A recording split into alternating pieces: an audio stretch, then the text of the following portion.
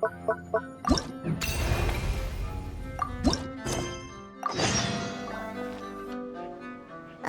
you can't help me fix this annoying affliction either? Precisely. It's already too deeply intertwined with your fate. Imagine your destiny is a tree. This affliction is like a new shoot growing from its branches. It's been helping you absorb sunlight and dew this whole time. It, long ago, began to shape your fate.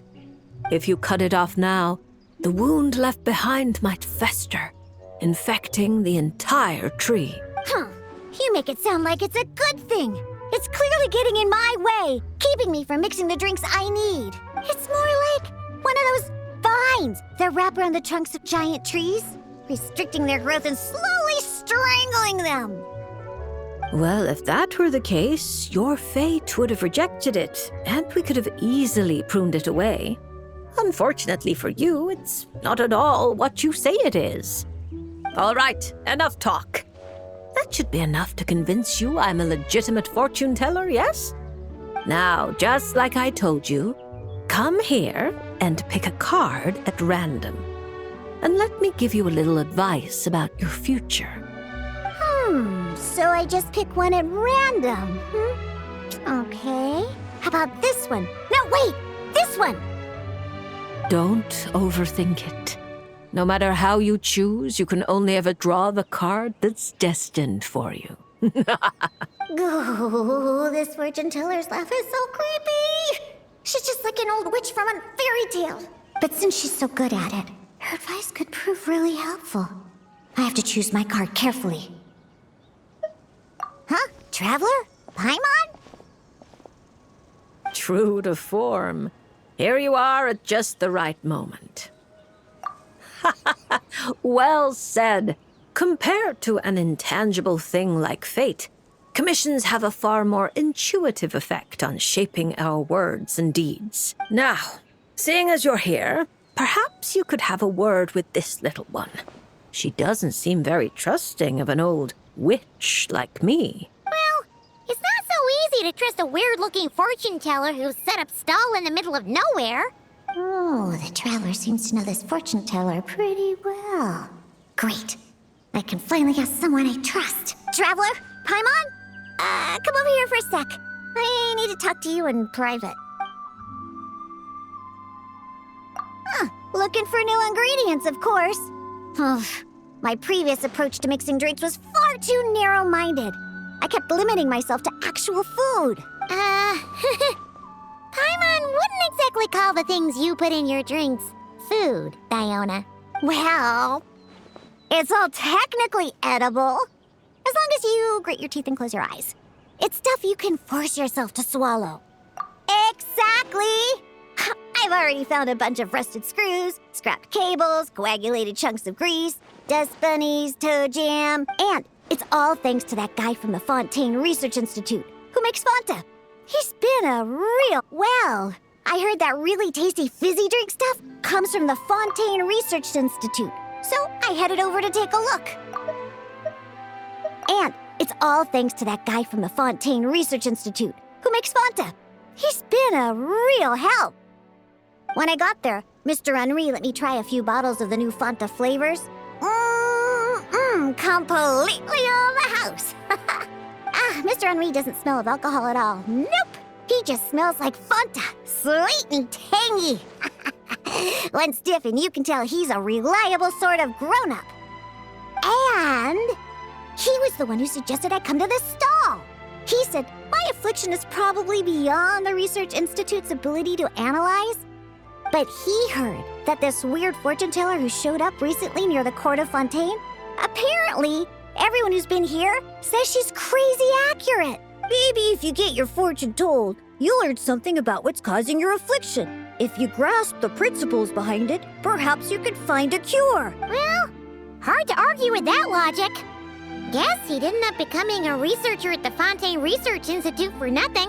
So I came here to see the fortune teller. As soon as I walked over, she stopped me and said there was a strange disturbance surrounding me. Before I could ask, she blurted out all the answers to my questions. But the scientific logic of the Fontaine Research Institute doesn't directly apply to divination. Even if you understand the principles, it doesn't mean the solution will be easy to come by. Just like I told you, mysticism isn't built of bearings and bolts, and I can't simply repair your fate for you. Oh, are you telling me nothing can be changed? Then what's the point of drawing a card? By drawing a card, you may just find a tiny missing gear to fit into the wheel of fate. It may seem insignificant, but when installed correctly, the tiniest gears can still drive massive mechanisms. You're not just humoring me, are you? Traveler, what do you think? All right, if you say so. Then I'll take one.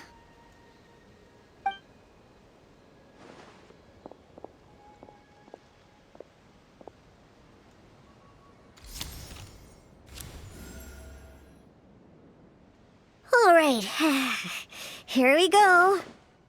Looks like it's... Oh my, how strange. To think the disturbance surrounding you has grown with such vigor. It's no longer a shoot, but a sturdy branch. How curious. Huh? What are you saying? Does this mean the drinks I mix will taste even better from now on? If we judge solely by your affliction, that would indeed be the case. Furthermore, the card you drew is the reversed High Priestess, which means you've been too focused on the illusions before the veil, which is precisely why you've been unable to pass through it for so long. That doesn't sound like it has anything to do with mixing drinks. I thought this card would tell me what ingredients I need to use.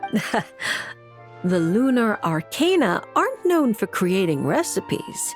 At least, not yet. But mixing drinks isn't the only way to find the answers you're looking for. The answer is to teach those old booze hounds a lesson, so they never get drunk and cause trouble again. You're certainly driven. But while your body moves forward, your heart remains stuck. That's not true. I hate those weird old drunkards from the bottom of my heart, especially... I see. Then, have you talked to the one who fills your heart the most? What? How did you know I was thinking about one person in particular? I didn't even... Through divination, of course. Perhaps you should cast aside your impatience and confused emotions and tell him how you truly feel. You might find it more effective than trying to mix the most disgusting drinks in the world. What? There's no way he'll listen. Once he started drinking, he doesn't listen to anyone. Perhaps that was true before. But now, you found a tiny gear from the wheel of fate. Return to its rightful place. Certain things might undergo subtle changes. You mean that? But it is just a card.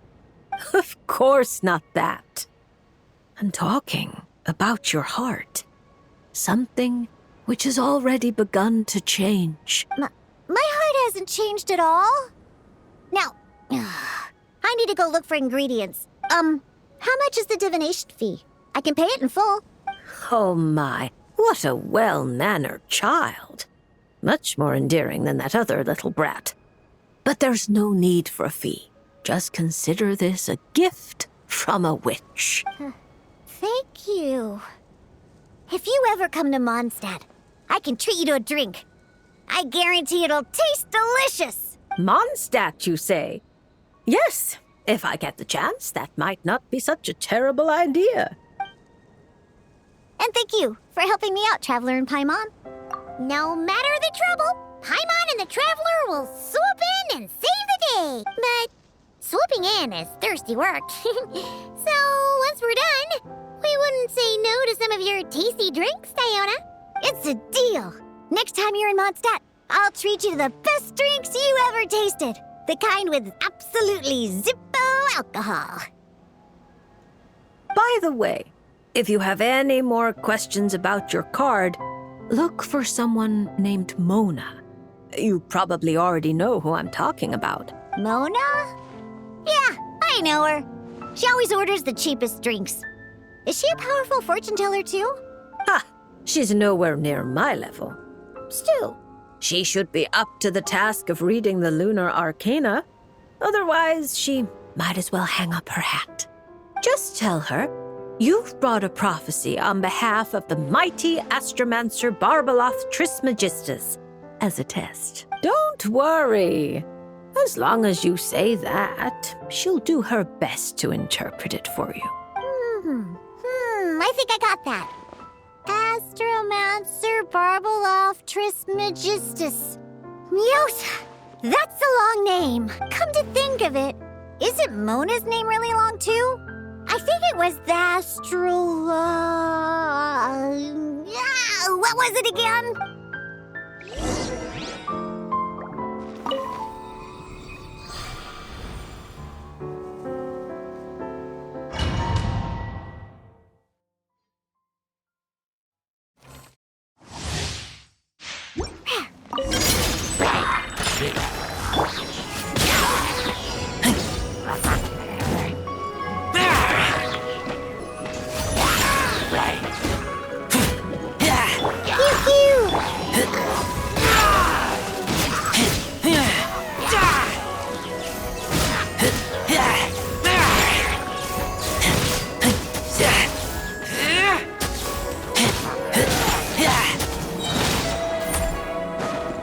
Can't handle your drink.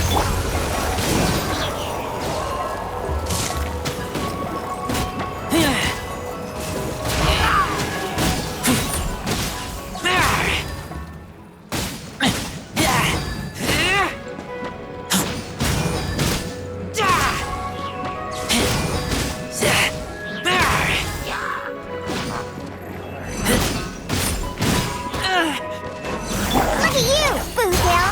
Yeah.